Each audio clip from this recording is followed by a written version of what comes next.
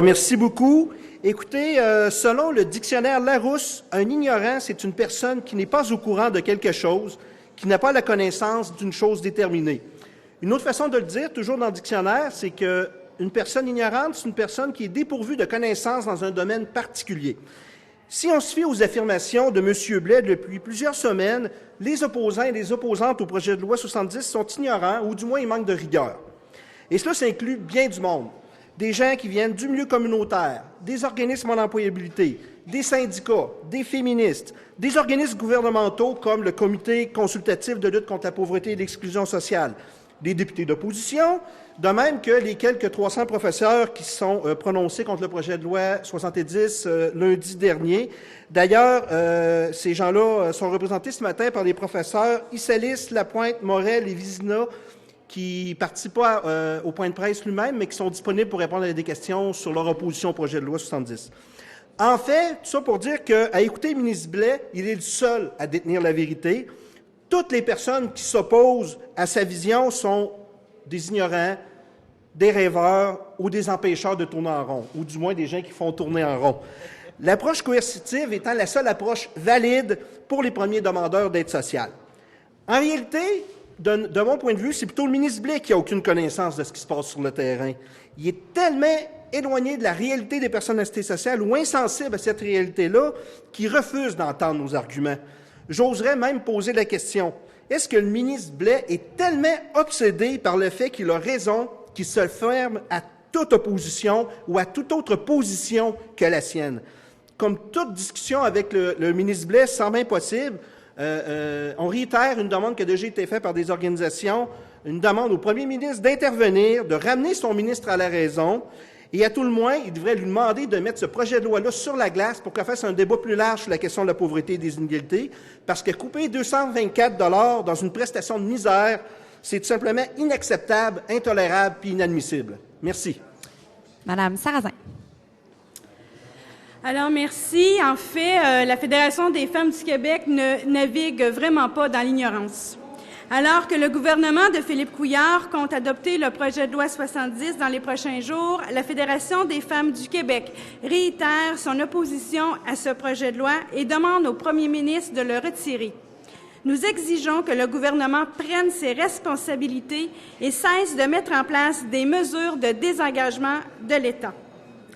L'État, au détriment des femmes, poursuit une logique néolibérale qui va à l'encontre de nos droits et empêche l'atteinte de l'égalité et la justice sociale.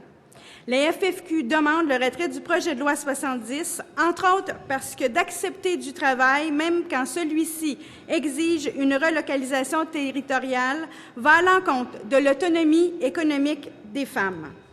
Le gouvernement doit plutôt rehausser les prestations d'aide sociale et mettre en place des mesures volontaires d'aide à l'emploi afin que les personnes prestataires d'aide sociale puissent vivre dignement. Aussi, la FFQ est une des membres du G13, une coalition de 21 groupes et regroupements qui œuvrent à l'échelle provinciale et régionale à la défense des droits des femmes et nous tenons aujourd'hui à dénoncer collectivement les propos tenus par le ministre François Blais qui affirme qu'il y a un peu d'ignorance chez les professeurs et chargés de cours qui ont publiquement pris position contre les mesures coercitives prévues au projet de loi 70. Non seulement nous croyons que les propos du ministre sont méprisants, mais nous joignons nos voix à toutes celles qui ont déjà dénoncé publiquement les mesures obligatoires prévues au programme Objectif Emploi. Merci. Monsieur Daigle. Merci. Alors, le syndicat de la fonction publique et parapublique du Québec représente les employés qui administrent dans les centres locaux d'emploi à l'aide sociale, qui rencontrent les gens, les prestataires d'aide sociale. Et nous avons demandé depuis le début du projet de loi à être consultés, de pouvoir parler justement au nom des travailleurs qui administrent l'aide sociale. Malheureusement, ça a été une fin de non-recevoir depuis le début.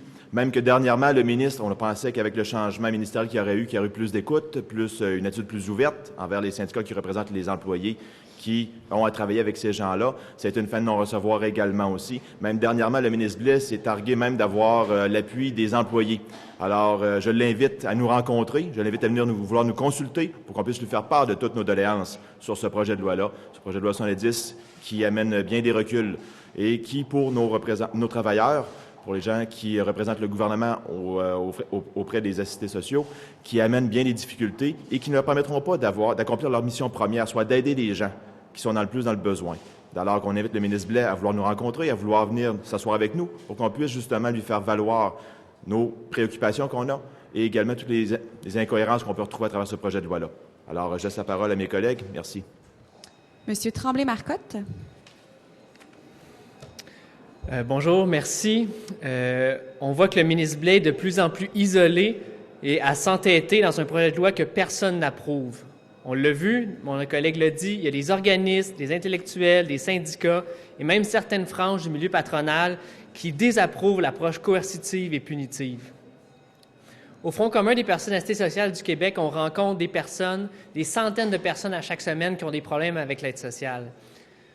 Est-ce que le ministre Blais a la moindre conscience de ce que c'est que vivre avec 623 $ par mois? Est-ce que le ministre Blais sait c'est quoi faire la file pendant la chaîne alimentaire, ne manger peu, sauter des repas, ne pas avoir assez de l'argent pour le transport en commun, ni pour les loisirs, et de vivre dans un loyer de misère? Est-ce que le ministre Blais a conscience que l'aide sociale actuellement, le montant qui est donné aux personnes, c'est déjà une pénalité, 623 par mois? Est-ce que le ministre aurait besoin de vivre un peu sur l'aide sociale pour devenir plus conscient? Depuis son passage au ministre de l'Éducation, le ministre Blais est vraiment reconnu pour être quelqu'un qui ne connaît rien sur le terrain, qui ne va pas voir les organismes. Nous non plus, il a refusé de nous rencontrer. Lui et son prédécesseur, Sam Hamad, ont toujours refusé de nous rencontrer depuis le mois de mai. Ils ont refusé de rencontrer les organismes sur le terrain.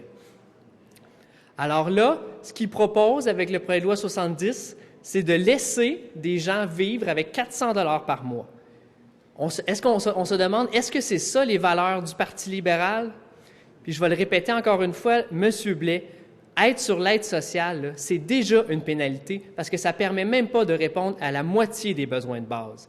Est-ce que vous souhaitez passer à l'histoire comme le ministre qui va avoir rendu malade des centaines de personnes en coupant leurs revenus à un seuil encore plus indécent? Est-ce que c'est l'image que veut projeter le premier ministre Couillard de son parti? Il est temps de changer. Monsieur Turcotte.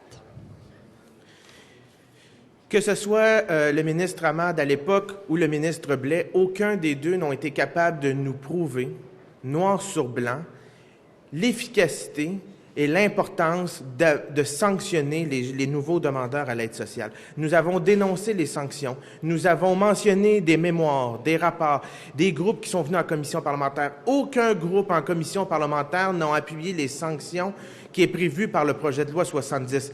Parce que c'est simple, on ne peut vivre au Québec avec seulement 400 $ par mois. C'est invivable. Et hier, nous avons appris que le séjour moyen, si on peut appeler ça comme ça, à l'aide sociale pour un nouveau demandeur est d'à peine 9,7 mois.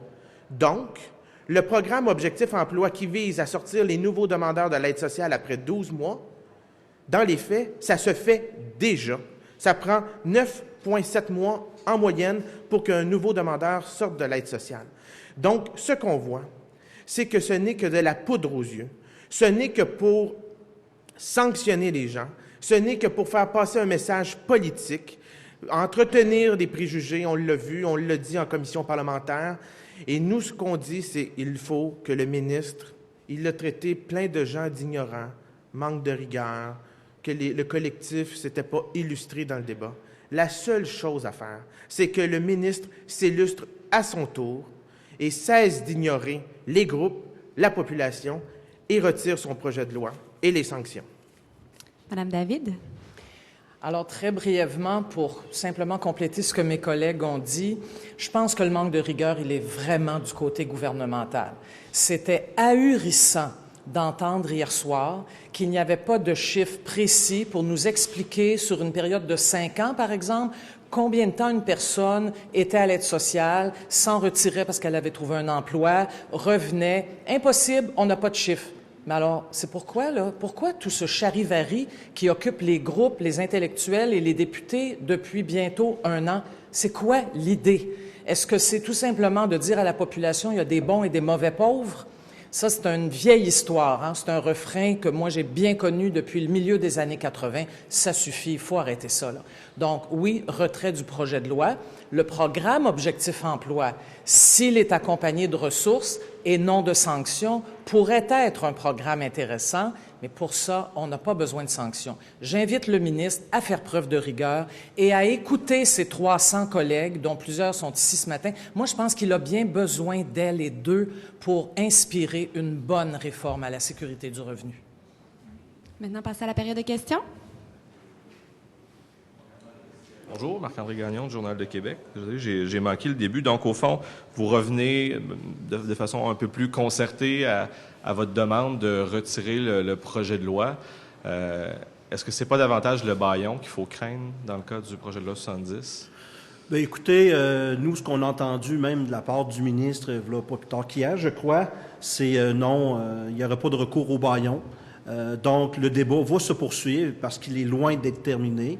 Mais ce sur quoi on voulait surtout insister ce matin, c'est que le ministre devrait faire preuve de rigueur dans son travail, d'arrêter de traiter tout le monde d'ignorant ou de manque de rigueur ou de nous faire tourner en rond. Il devrait mettre de l'avant des arguments solides. Et s'il n'en a pas, l'impression qu'on a, c'est qu'il n'y en a pas d'arguments solides pour ce projet de loi-là, mais qu'il retire le projet de loi et qu'il se concentre, entre autres, sur ce qui s'en vient, ce qu'il a comme obligation de faire, c'est-à-dire rédiger un 3e plan de lutte contre la pauvreté.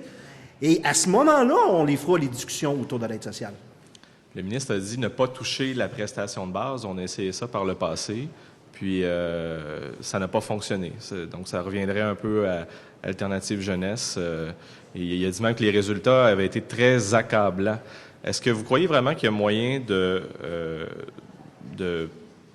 d'encourager, d'inciter donc les primo-demandeurs à participer à un programme du type Objectif Emploi sans toucher la prime de base?